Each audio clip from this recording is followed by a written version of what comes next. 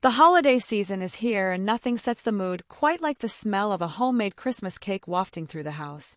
This recipe is more than just a cake. It's a story woven with memories of laughter, warmth, and family gatherings.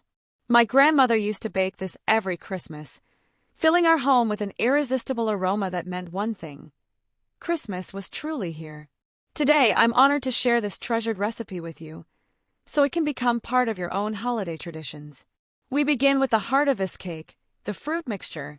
In a large bowl, combine 1 cup of raisins, 1 cup of currants, half a cup of chopped dried apricots, and half a cup of candied peel. These vibrant, jewel-like fruits bring sweetness, texture, and color to the cake. As I pour in a 1/4 cup of brandy, the rich, warm scent of the holidays fills the air. Stir everything gently so the fruits soak up every drop. Then cover the bowl and let it sit overnight. If you're short on time, you can use hot tea or orange juice instead and let the fruits soak for about an hour. But trust me, the overnight soak is worth it. The flavors deepen and the fruits become plump and juicy, like little bursts of festive magic. While the fruits rest, let's gather the other ingredients. For the batter, you'll need the essentials: 1 cup of unsalted butter, 1 cup of brown sugar, for large eggs, and 1 3/4 cups of all-purpose flour. Then come the spices. The true essence of Christmas: cinnamon, nutmeg, and allspice. Just opening the jars releases an aroma that's warm, nostalgic, and comforting. You'll also need a teaspoon of baking powder, a 1/4 cup of milk, half a cup of chopped almonds, and half a cup of chopped walnuts. These nuts add crunch and a lovely richness to every bite. Now it's time to make the batter. Start by creaming the butter and brown sugar together until the mixture is light and fluffy. This step is where the magic begins, as the butter and sugar form the base of a moist and tender cake.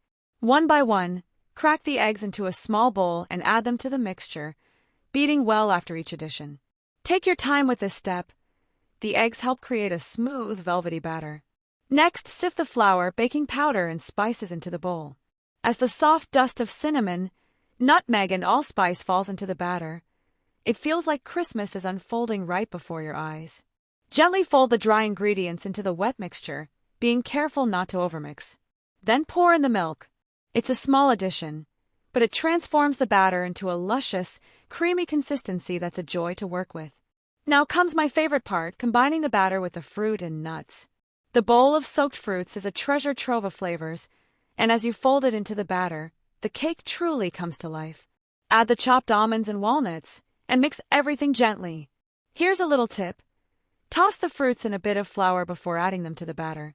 This simple trick keeps them from sinking to the bottom of the cake as it bakes, ensuring every slice is packed with evenly distributed goodness. With the batter ready, it's time to prepare the tin. Grease a 9-inch round tin and line it with parchment paper. This step might seem simple, but it's key to ensuring your cake comes out of the tin perfectly. Pour the batter into the tin, smoothing the top with a spatula.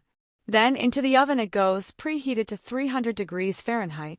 This cake bakes low and slow, taking about 2.5 to 3 hours. While it's in the oven, your home will fill with the most wonderful aroma, a mix of warm spices and sweet fruits that feels like a hug in the air. If the top of the cake starts browning too quickly, just cover it loosely with foil to protect it while the inside continues to bake. When the cake is done, let it cool in the tin for about 20 minutes before transferring it to a wire rack. It's so tempting to cut into it right away, but patience is key. Once the cake has cooled completely, take a skewer and pierce the top in several places.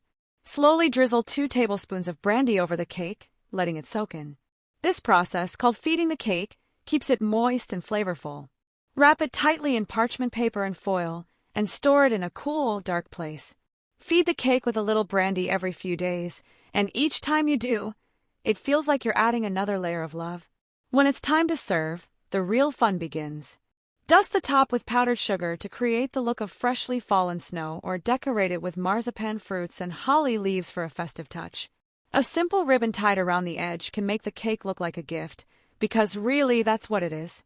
Slice into it, and you'll see a masterpiece.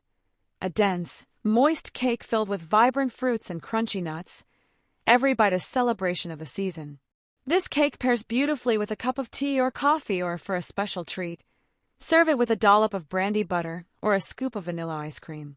It's the perfect centerpiece for any holiday gathering, guaranteed to bring joy to everyone around the table.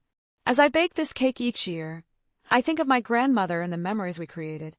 I hope this recipe brings the same warmth and happiness to your home. If you give it a try, I'd love to hear how it turns out. Share your experience in the comments, and if you have your own holiday traditions, I'd love to hear about those too. Don't forget to subscribe because tomorrow I'll be sharing my recipe for the best Christmas cheesecake recipe, a treat you won't want to miss. Merry Christmas and happy baking!